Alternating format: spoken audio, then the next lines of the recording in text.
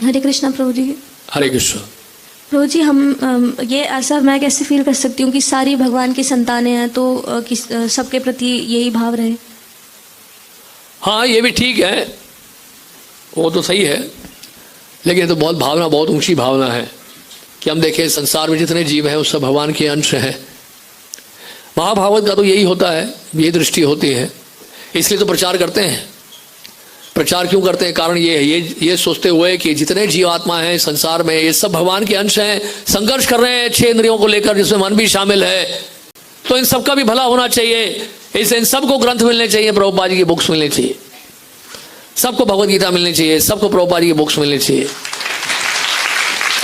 अगर हम मानते सब भगवान के अंश हैं तो हम कर क्या रहे हैं फिर? अगर हम बोलते हैं संसार में दिल्ली वाले जितने 1.5 करोड़ 2 करोड़ लोग हैं वो सब भगवान के अंश हैं, तो हम कर क्या रहे हैं उनके लिए? अंश तो हैं लेकिन भूल गए ना, वो अंशी को भूल गए, भगवान को भूल गए। तो उनको याद दिलाने की जिम्मेदारी हमारी है, उन सबको ग्रंथ देकर, उन सबको प्रसाद देकर, उन सबको हरिनाम देकर, तब तो इस बात को हम कह सकते हैं कि ये सारे भगवान के अंश हैं। नहीं तो बोलने से क्या होगा? वो अपने घर में, हम यहाँ पे मंदिर में, व्हाट्स द पॉइंट? आप समझ रहे हैं बात को? अगर हम वास्तव में कुछ उनके लिए करना चाहते हैं, उनके लिए इतनी चिंता कर रहे हैं हम लोग इस संसार में जो कष्ट पा रहे हैं लोग, तो उसके लिए हमें क्या करना होगा? प्रचार करना पड़ेगा, ये ग्रंथों का वितरण करना पड़ेगा, जनमानस में पहुंचाना है श्रीमद् भागवतम। हर घर में श्रीमद् भागवतम होना चाहिए। ये बीड़ा उठाइए, ये जिम्मेदारी लीजिए, तब तो हमारी बात का कोई वैल्यू है। जितने भी घर हैं दिल्ली में, चलो साउथ दिल्ली से शुरू करो, दक्षिण दिल्ली में जितने भी घर हैं सब घरों में श्रीमद् भागवतम का एक सेट पहुंचना चाहिए, प्रभुपाद जी का। सोचिए, बड़ा सोचिए, कुछ ऐसे नहीं अपने बारे में सोच रहे हैं, बस अपना स्वार्थ का जीवन बिता रहे हैं। मेरा जब हो गया है, मैं 4 नियम पालन कर रहा हूं, मैं बहुत खुश हूं, मैं सेटल हो गया हूं इस कॉल में। सेटल नहीं हुए हैं, या अनसेटल हो जाएंगे हम लोग अगर प्रचार नहीं करेंगे तो। इसलिए हमें इस बात को बिल्कुल सचेत होना चाहिए।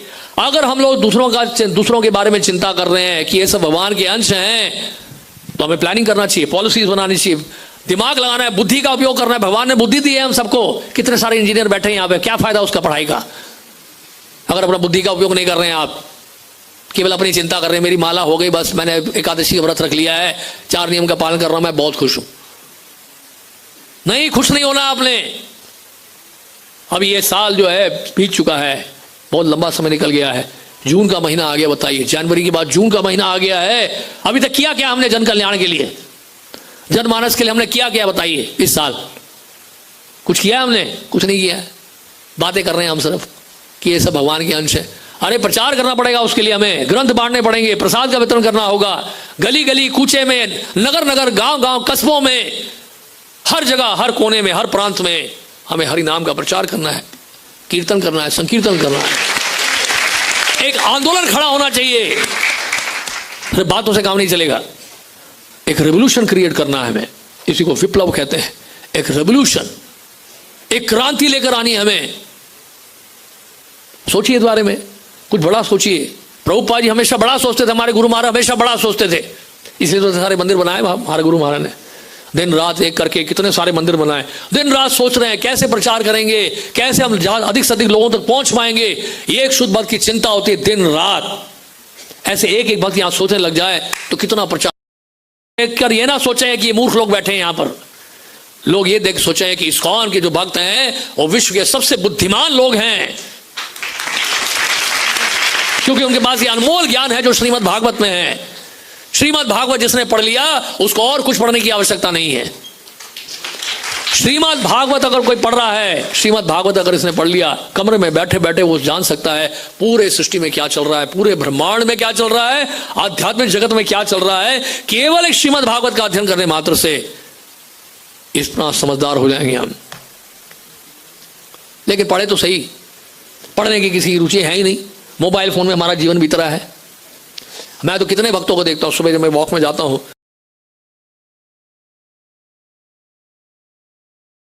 बहुत सारे भक्त हैं जब कर रहे हैं मोबाइल में लगे हुए हैं, फोटो खींच रहे हैं एक दूसरे का।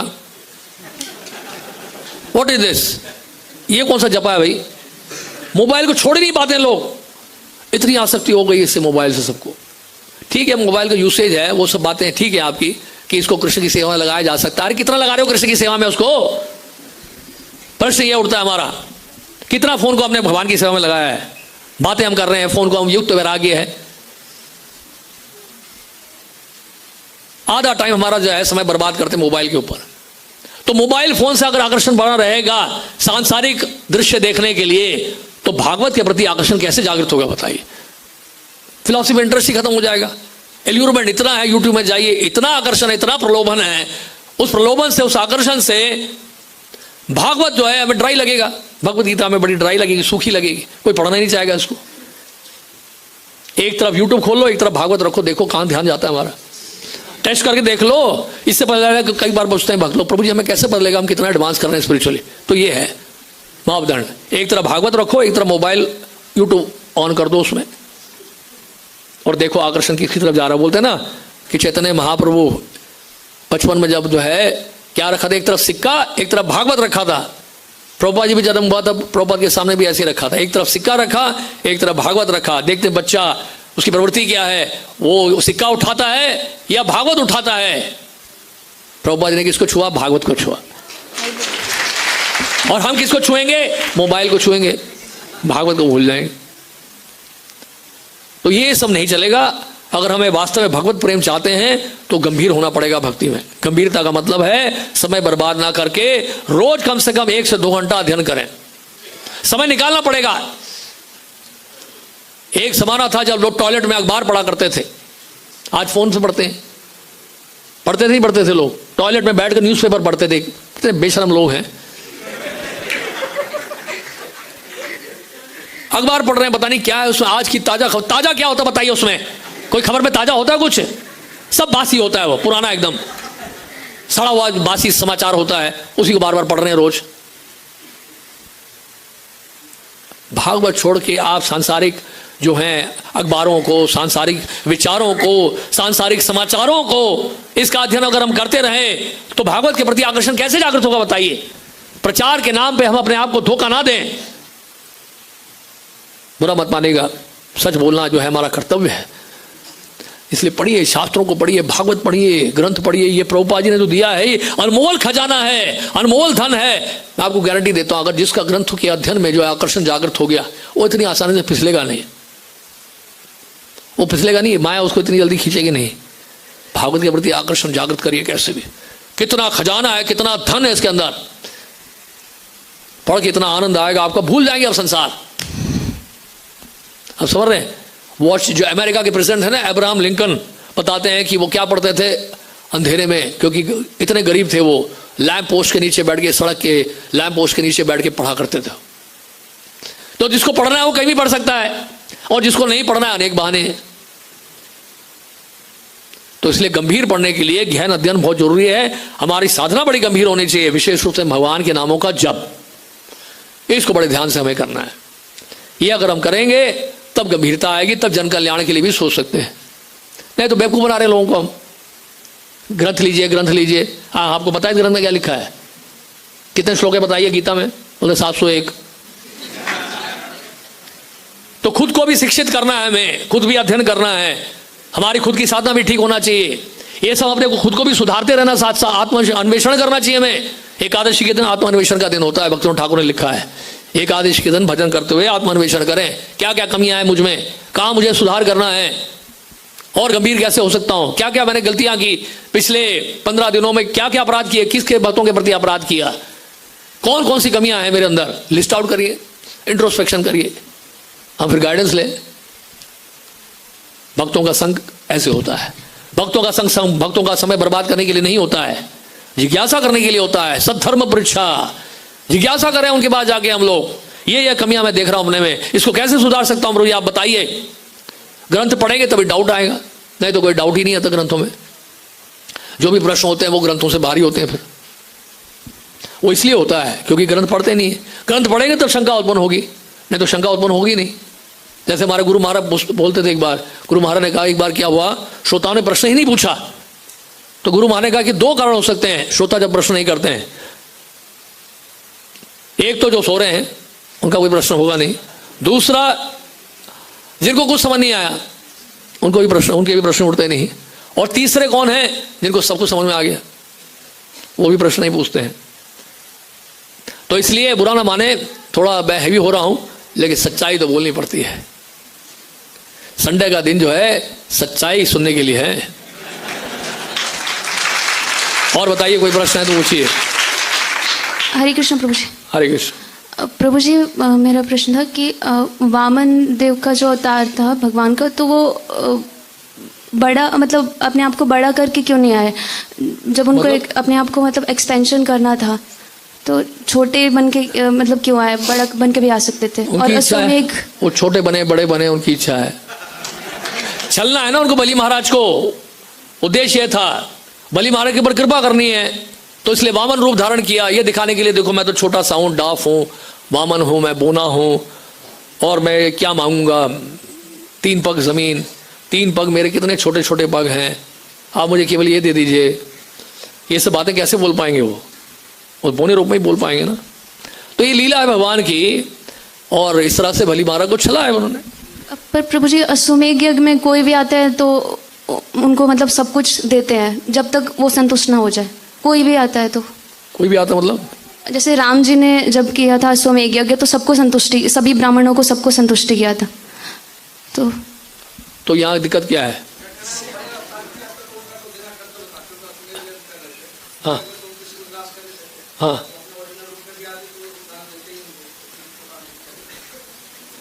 नहीं, फिर वो 3 पग जमीन मांगना था ना उन्होंने, समझ रहे हैं आप?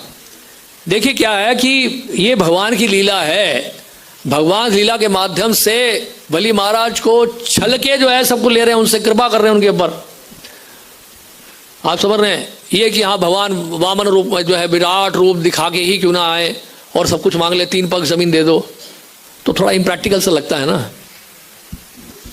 बलि महाराज से आगे पूछे, विराट रूप दिखा के 3 पग जमीन दे दो, ये क्या बेवकूफ बना है। और बलि महाराज भी सोचेंगे भैया ठीक है, तीनों लोग मेरे अधीन हैं, इसका मतलब ये थोड़ा है कि पूरा विराट रूप लेके कोई आए मांगने के लिए। अरे मांगने वाले को सबसे बड़ी बात है छोटा बनना पड़ता है, ये भाव है इसके पीछे।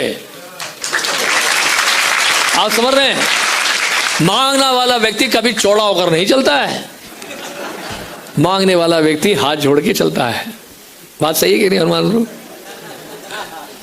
हाथ जोड़ते हैं, तारीफ करते हैं, प्रसाद लेके जाते हैं, माला पहनाते हैं, खुश करते हैं, दर्शन कराते हैं, ग्लोरीफाई करते हैं, गुणगान करते हैं, सब कुछ बोलते हैं।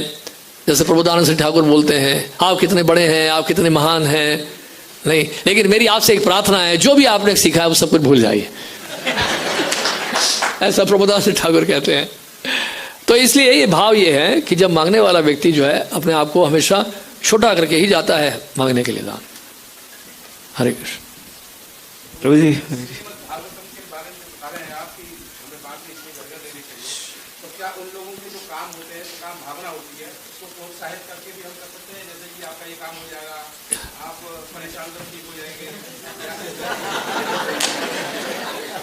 हमें कोई ऐसा प्रलोभन नहीं देना है। भागवत अगर रखेंगे घर में, आपका हमेशा मंगल होगा, शुभ होगा, इतना जरूर कह सकते हैं, क्योंकि साक्षात भगवान श्री कृष्ण ही श्रीमद् भागवत के रूप में आए हैं। इतना हम कह सकते हैं। ये नहीं बोलेंगे नौकरी लग जाएगी, धन आ जाएगा, ये सब प्रलोभन नहीं देना है, हमारा एजेंडा ही नहीं हो। हाँ जी बताइए। हरे कृष्ण प्रभु जी, मेरा प्रश्न ये है कि इस श्लोक में वामन देव की पत्नी के बारे में भी थोड़ा सा आया था कि उनकी पत्नी का नाम कीर्ति है। हाँ। तो मैं थोड़ा सा जानना चाह रहा था कि उनकी पत्नी मतलब शादी किसकी पुत्री थी, मतलब थोड़ा सा हिस्ट्री जानना चाह रहा था। वो इसमें डिटेल इतना दिया नहीं, वो किसकी पुत्री थी वो सब। भगवान वामन देव की अगर पत्नी है तो वो साक्षात लक्ष्मी जी हैं, है कि नहीं? दिल्ली से नहीं है, ये तो निश्चित है।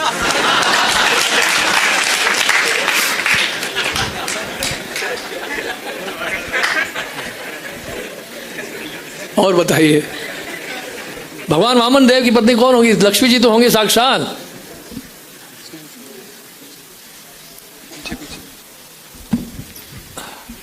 हरे कृष्णा, बहुत दंडो प्रणाम, बहुत बहुत धन्यवाद आपका। आपने जो हमें पढ़ने के लिए, सुनने के लिए इतना उत्साहित किया है।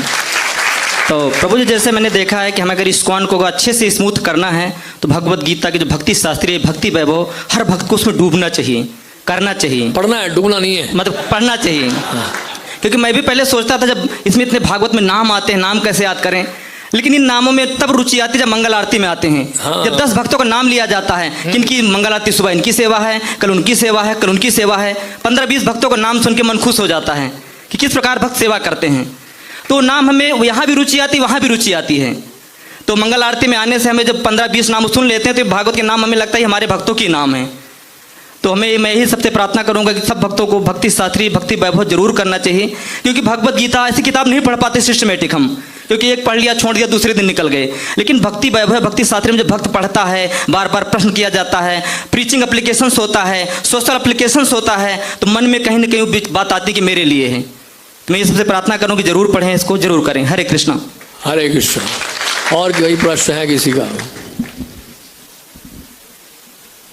हाँ जी, माता जी पूछिए पीछे से।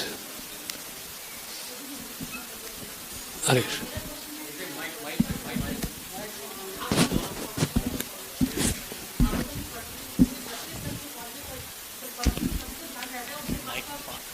भूल जाते हैं इसके लिए क्या किया जाए। एक आयुर्वेदिक दवाई आती है, उसका नाम है शंख पुष्पी, उससे याददाश्त तेज हो जाती है। एनीवे, वो सोल्यूशन नहीं, मैं ऐसे ही बोल रहा हूँ। देखिए, आप अगर पढ़ के पहली बार में याद नहीं हो रहा है, उसका एक ही उपाय है, उसको बार बार पढ़ना चाहिए। प्रभु जी, अभी दो साल में तो मैं 10वें स्कंद पे पहुंची हूँ। दोबारा पढ़ना पड़ेगा। एक बार में क्या होगा, एक बार में तो होता नहीं है, एक बार में तो कुछ भी समझ में आएगा नहीं, ना याद होगा। और हमें भागवत स्वरूप दामोदर जैसे कहा था महाप्रभु के पार्षद कि वैष्णव पाश करो भागवत अध्ययन, कि वैष्णव के बाद जाकर भागवत का अध्ययन करो। भागवत जो है वैष्णव के सानिध्य में रहकर उसका अध्ययन करना चाहिए। पहली बात तो यह है। दूसरी बात यह है कि हमें निरंतर भागवत का अध्ययन करते रहना चाहिए। नित्यम भागवत सेवया। ऐसे नहीं कि हाँ 2-3 साल में हो गया, समाप्त हो गया स्टोरी, मैंने किताब खत्म कर दी। खत्म नहीं करना है, कोई भी किताब को खत्म नहीं करना है हमें, हम उसको जारी रखना है। कई बोलते हैं भक्त लोग कि मैंने ये किताब पूरी खत्म कर दी, तो खत्म करने का मतलब है कि दिमाग में भी खत्म हो जाता है, याद नहीं रहता है। हमेशा याद रखने के लिए निरंतर अध्ययन करते रहना चाहिए, संतुष्ट नहीं होना। जैसे हमारे प्रहलाद महाराज हैं, वो जब से ज्वाइन किए 1968 से अब तक लगभग 250 से अधिक बार भगवद गीता पढ़ चुके हैं, मोर देन 250 टाइम्स। हमारे एक हैं, वो आते हैं अखिलधर प्रभुपद यात्रा में, प्रभुपाद जी के शिष्य हैं, उन्होंने कृष्णा बुक 84 बार पढ़ ली है, 84 टाइम्स। एक बार में क्या होगा, तो इसलिए पढ़ते रहना चाहिए। एक हमारे महाराज हैं सुरेश शिवराम स्वामी महाराज, हंगरी में रहते हैं, उन्होंने चैतन्य चरितामृत 2500 बार पढ़ लिया। अभी तो और भी पढ़ लिया होगा, तो मैंने आज से करीब 5-6 साल पहले सुना था। 25 बार पढ़ चुके थे चैतन्य चरितामृत हो। तो अब ये तो बार बार जब पढ़ेंगे तब दिमाग में घुसेगा, एक बार में नहीं होने वाला कुछ। आप समझ रहे हैं? तो अध्ययन का मतलब है रिपीटिशन होना चाहिए, रिपीटिशन। एक बार पढ़ लिया फिर शुरू करो, फिर पढ़ लिया फिर शुरू करो, फिर सब कुछ फिंगर टिप्स में आएगा आपके। नहीं तो बहुत टाइम लगता है, फिर एक बार में क्या होगा। कंटिन्यूस रीडिंग होता रहना चाहिए, नॉन स्टॉप। ठीक है जी, याद करने का ये तरीका है। बाकी वो लेके देखिए आप आयुर्वेदिक मेडिसिन, याददाश्त बढ़ाने के लिए सही में अच्छा है, वो मेमोरी बढ़ती है उससे। हमने तो देखो जब भक्ति शास्त्री किया था तो हमने सोचा यार श्लोक और ट्रांसलेशन कैसे याद करें। श्लोक तो याद हो जाता है, ट्रांसलेशन बड़ा डिफिकल्ट है। तो हमने उस समय लिया था वो, और 10-10 मिनट में एक श्लोक याद है और सिर्फ ट्रांसलेशन। मैंने कहा मजा आ गया है। तो सीक्रेट बता रहा हूँ लेकिन गर्मी के मौसम में लेना, ठंड के मौसम में नहीं। बेनिफिट है किसी चीज का तो उसका लाभ उठाया जाए, क्यों जी, to increase your memory power.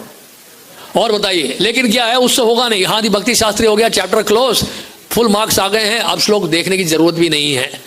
बाढ़ में जाए शंख पुष्पी, बाढ़ में जाए श्लोक ना। शंख पुष्पी ने आपकी सहायता की है उस श्लोकों की याद करने के लिए। अब भले ही बोतल में वो दवाई खत्म हो गई हो, हमें याद करते रहना उस श्लोक को, नहीं तो फिर भूल जाएंगे, फिर शंख पुष्पी खरीद के आएंगे, वो ठीक नहीं है। एक ही बार खरीदना, बस एक बार खरीद करके याद कर लो और उसको रिपीट करते रहो और जीवन भर याद करते रहो। ये है मेरा प्रपोजल। और बताइए। हरे कृष्णा प्रभु जी, दंडवत प्रणाम। प्रभु जी, आपने बताया कि जो बलि महाराज हैं 12 आदित्य में से एक हैं, तो प्रभु जी उनके अंदर तीनों लोगों को जीतने की इच्छा क्यों थी? वो भगवान के भक्त भी हैं, प्रहलाद महाराज के डायनेस्टी से आते हैं, फिर भी क्यों इच्छा? क्षत्रिय है ना वो। देखिए क्षत्रिय जो होते हैं उनका कर्तव्य भी होता है, तो इस क्षत्रिय का एक धर्म भी होता है कि वो जाते हैं अलग अलग जगह पे जाके अपने क्या कहते हैं पताका लहराते हैं। लेकिन युधिष्ठिर महाराज ने भी किया था, युधिष्ठिर महाराज ने किया था, सबने किया है। वो जाते हैं, युधिष्ठिर महाराज पूरे विश्व के सम्राट कैसे बनते हैं आप जानते हैं? तो ऐसे तो बनते हैं कि कोई उनको चुनौती नहीं देता है। पूरे सम्राट में इतने अनेक राजा होंगे अनेक देशों के, कोई भी उनको चुनौती नहीं दे रहा है और सब उनको कर देने के लिए तैयार हैं जितने विश्व के राजा हैं। तभी तो सम्राट घोषित होते हैं। वो जब वो करते हैं ना, क्या कहते हैं उसको, अश्वमेध यज्ञ है, तो उसमें घोड़ा दौड़ाते हैं वो पूरे पृथ्वी में। वो घोड़ा दौड़ता है और जो कोई उसको राजा रोक लेगा ये कहते हुए मैं नहीं स्वीकार करता, मैं युद्ध करूंगा, हम नहीं देते हैं कर, तो उस राजा के साथ फिर युद्ध होता था जिसने घोड़ा रोक लिया। वो युद्ध होकर उस युद्ध में विजय प्राप्त हो जाता था तो फिर वो राजा अधीन हो जाता था। तो इस तरह से होता था कि मतलब विश्व का सम्राट बनना कोई आसान थोड़ा था। विश्व का सम्राट मतलब वो सब तैयार थे, जितने भी राजा हैं वो सब तैयार थे कि युधिष्ठिर महाराज को सम्राट के रूप में स्वीकार करें। और ऐसा करने से क्षत्रिय ऐसा करते थे, इस वजह से भी राजऋषि जो होते थे वो इसलिए भी करते थे ताकि अगर ऐसा होगा तो पूरे संसार में धर्म की स्थापना हो पाएगी। जब सब उनके अधीन होंगे तो बात सुनेंगे, फिर इस तरह से धर्म का प्रचार होगा।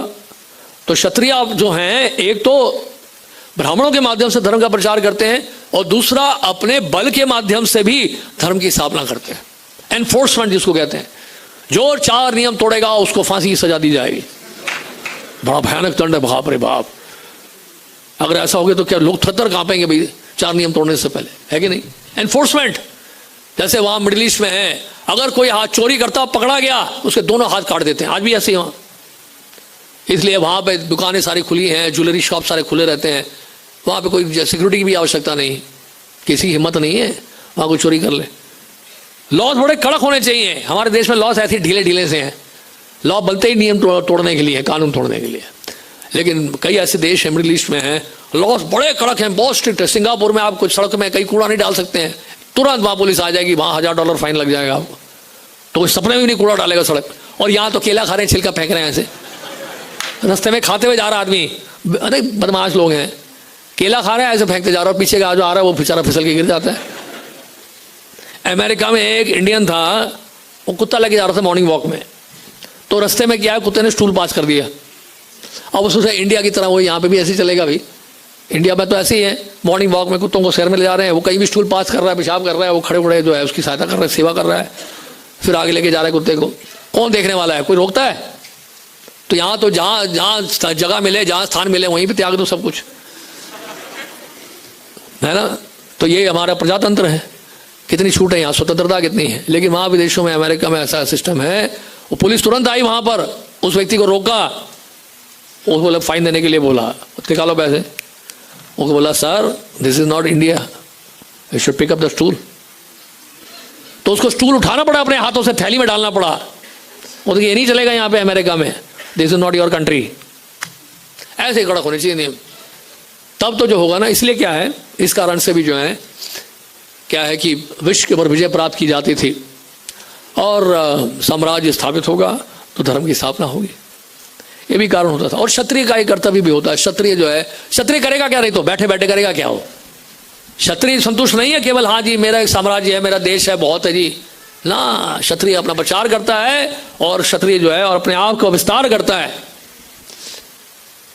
क्षत्रियों का अलाउड है करना, तभी तो क्षत्रिय है वो।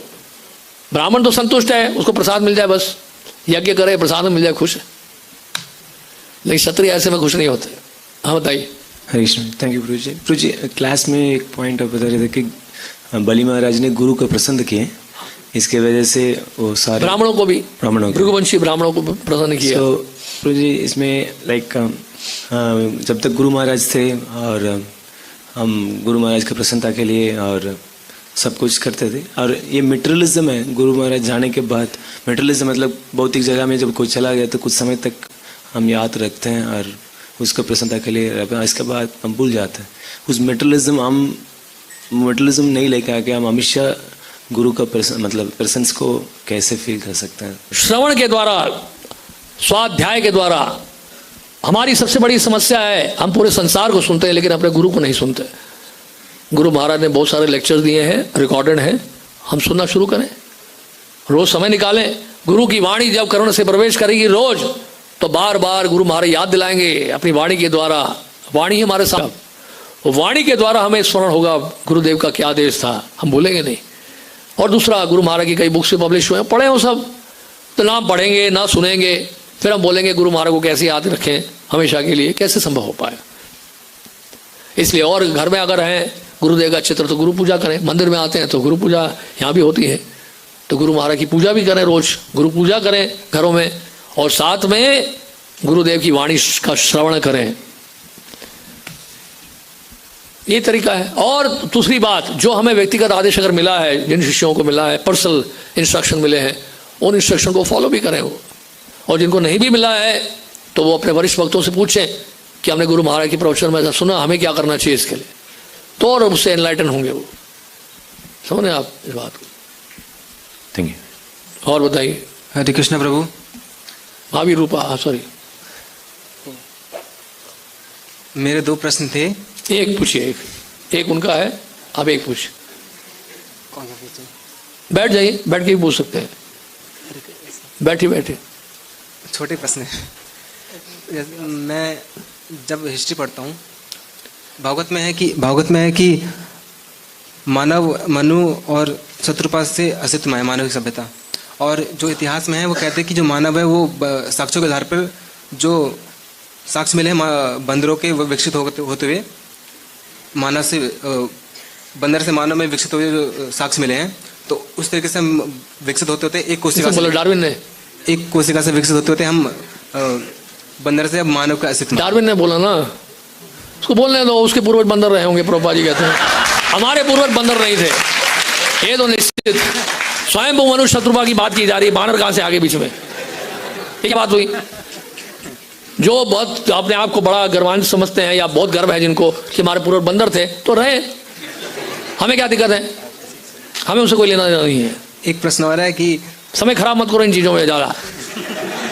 प्रभु, जब विद्यालय में ही पढ़ाया जाता है, क्या करें? प्रश्न एक कान से सुन के दूसरे कान से निकाल दो। और जो दूसरा प्रश्न है कि इस धरती पे जितने भी जो हमारे क्रियाकलाप हैं सब भगवान की इच्छा से होते हैं। कहा जाता है कि भगवान की इच्छा के बगैर एक पत्ता नहीं हिलता।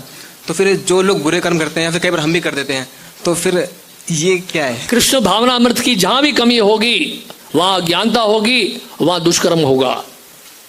तो ये सब भगवान की इच्छा से नहीं होता। सूर्य जब है तब तक प्रकाश है, सूर्य का ना होने से अंधकार है, तो सूर्य के कारण ही अंधकार है और सूर्य का कारण ही प्रकाश है। इस तरह से कृष्ण सभी कारणों के कारण है, नहीं होते हुए भी। नहीं समझे आप? सूर्य का जब प्रकाश, सूर्य जब उदय होता है तो प्रकाश होता है कि नहीं होता है? अंधकार दूर हो जाता है। अंधकार का कारण क्या है बताओ? अंधकार का कारण क्या है? क्या? हाँ हाँ हाँ, मुंह बोलूं तो सही। अंधकार का कारण क्या है? सूर्य का ना होना, सूर्य यानी अस्त हो गया, तो कारण सूर्य हुआ ना कि नहीं? अंधकार का कारण सूर्य है। इस दृष्टि से कहा गया है कि जो कुछ हो रहा है भगवान की इच्छा से हो रहा है। आप समझ इस बात को? लेकिन अंधकार में, उस अंधकार में जो दुष्कर्म कर रहे हैं उसका कारण सूर्य नहीं है, उसका कारण हम है। समझे कि नहीं? उस अंधकार में जो हम लोग पाप कर रहे हैं उसके कारण हम हैं। यानी कि जहां जहां कृष्ण भावना अमृत की कमी होगी वहां पाप होगा, दुष्कर्म होगा, अज्ञानता रहेगी, वो अंधकार है। कृष्ण सूर्य समा माया होए अंधकार, जहां कृष्ण तहां नहीं माया अधिकार। क्लियर? और बताइए। हरे कृष्णा प्रभु जी। प्रभु जी, जैसे आपने बताया कि बलि महाराज आत्मनिवेदन के आचार्य हैं और भगवान वामन देव उनके द्वारपाल बन गए उनकी सेवा में, तो बलि महाराज के बारे में ये भी बताया गया कि वो महाजन है। तो जनरली ऐसा हमें बताया जाता है, भक्ति में सिखाया जाता है कि एक वैष्णव को सीनियर वैष्णव से सेवा नहीं लेनी चाहिए, उसकी सेवा करनी चाहिए। और यहाँ भगवान इतने बड़े हैं और वो जब बलि महाराज की सेवा में द्वारपाल के रूप में खड़े हुए तो बलि महाराज को तो इससे काफ़ी डिस्कम्फर्ट हुआ होगा। तो इसको कैसे समझे, मतलब कि भगवान से सेवा ले रहे हैं और वो भगवान द्वारपाल की तरह खड़े हैं, मतलब एक बहुत ही छोटा मतलब ये है, तो बहुत मतलब उनको डिस्कम्फर्ट हुआ होगा एज अ प्योर डिवोटी। क्या कर सकते हैं इसके लिए, हम बताइए। हम क्या करें बताइए इसके लिए। ये तो भगवान वामन देव से ही पूछना पड़ेगा या बलि महाराज से बात करनी पड़ेगी, आपको कितना डिस्कम्फर्ट हुआ है इसके लिए, ठीक है प्रभु जी। है कि नहीं। भगवान की इच्छा है, भगवान अपने भक्तों की सेवा करना चाहते हैं। अब बलि महाराज ने देखा भाई भगवान यही चाहते हैं तो क्या करें, वो भी संतुष्ट हैं उसमें। द्वारपाल का मतलब ये नहीं कि वो जैसे सिक्योरिटी गार्ड यहाँ खड़े होते हैं, उस तरह से नहीं है। भगवान का द्वारपाल बनना भी बहुत बड़ी बात है। It is not like ordinary security, sentinel के सिक्योरिटी गार्ड खड़े हैं वहाँ पे मोबाइल फोन में बैठे हुए लेके, उस तरह से नहीं। और बताइए, हो गया सारा प्रश्न पूरा हो गया, संतुष्ट हो गए सब। धन्यवाद आप सबका। ग्रंथराज श्रीमद् भागवतम की जय। एक हाथ खड़ा है, ठहरिए। लास्ट क्वेश्चन है सभा का, अंतिम प्रश्न। प्रभु हरे कृष्णा। हरे कृष्ण। प्रभु गीता में बताया भगवान ने चतुर्वर्ण माया सृष्टि गुणकर्म विभाग, जो 4 कर्म और 4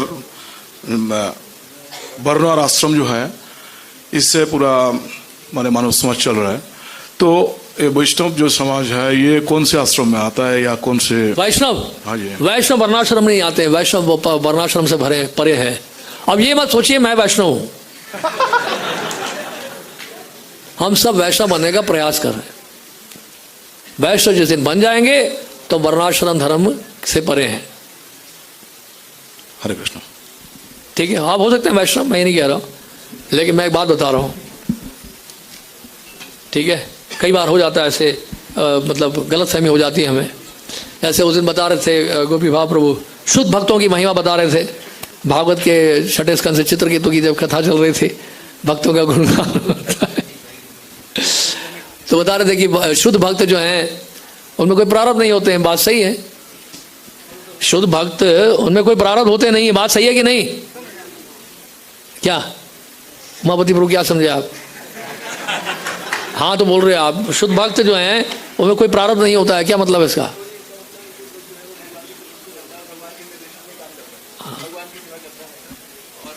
तो प्रारब्ध नहीं है तो इसका मतलब क्या है? कोई कर्म बंधन नहीं होता है ना। तो उसके बाद अब हम ये ना सोचें कि हम शुद्ध भक्त, कि हमारे भी कोई प्रारब्ध नहीं रहे। अब समझ मेरी बात को मैं क्या कहना चाह रहा हूं। जैसे उन्होंने कहा कि हमने बोला वैष्णव जो है पर वर्णाश्रम धर्म के परे होता है। क्या गुड न्यूज यार, I am also Vaishnav, I am beyond varnashrama dharma. मुझे वर्ण और आश्रम की आवश्यकता ही नहीं है, ना मैं ब्रह्मचारी हूं ना गृहस्थ। ये तो चैतन्य महाप्रभु ने कहा है, वो तो चैतन्य महाप्रभु ने अपने लिए बोला है, हमारे थोड़ा बोला है। क्लियर? पूछिए। लास्ट करके पता नहीं कब तक चलेगा। लास्ट है, ये एक्चुअली में लास्ट है, उससे लास्ट नहीं होना चाहिए। और हरे कृष्णा प्रभु जी, दंडवत प्रणाम हरे और कृष्ण। Glories to Srila Prabhupada. प्रभु जी मेरा एक प्रश्न था कि जैसे भगवान श्री कृष्ण जब भी धरातल पर आते हैं तो वो ब्रजवासियों को भी बचाते हैं, द्वारका वासियों को भी बचाते हैं, शत्रुओं का वध करते हैं। पर प्रभु जी भगवान जरासंध का वध क्यों नहीं किया था? और वो रणछोड़ कहलाए थे क्योंकि वो वहाँ से भाग गए थे, तो क्यों नहीं उन्होंने उनका सिर्फ वध किया था? उन्होंने शिशुपाल का वध किया, कंस का वध किया, सबका वध किया, बट जरासंध का वध क्यों नहीं किया? उनकी इच्छा है, भगवान की इच्छा है किसका उद्धार करना है, किसका नहीं उद्धार करना है, स्वयं किसको मारना है, किसको स्वयं नहीं मारना है। आप समझ रहे हैं? काल्यवण जैसे हैं, काल्यवण को भगा के लेके दक्षिण भारत तक, वो गुफा आंध्र प्रदेश में है, काल्यवण की गुफा, जो मुचकुंड की गुफा आंध्र प्रदेश में है। तो द्वारका से भगाया उनको आंध्र प्रदेश तक, काल्यवण को मुचकुंड की गुफा तक ले गए और मुचकुंड से मरवाया। तो भगवान ऐसा करते हैं, भगवान की इच्छा है कि नहीं? वही बड़ा भाग्यवान जीवी होता है जो भगवान के हाथों मारा जाता है। सबको नहीं मारते भगवान अपने हाथों से। संसार में लोगों को मारने के लिए तो मच्छर ही पर्याप्त है। हरे कृष्ण। चलो प्रभु।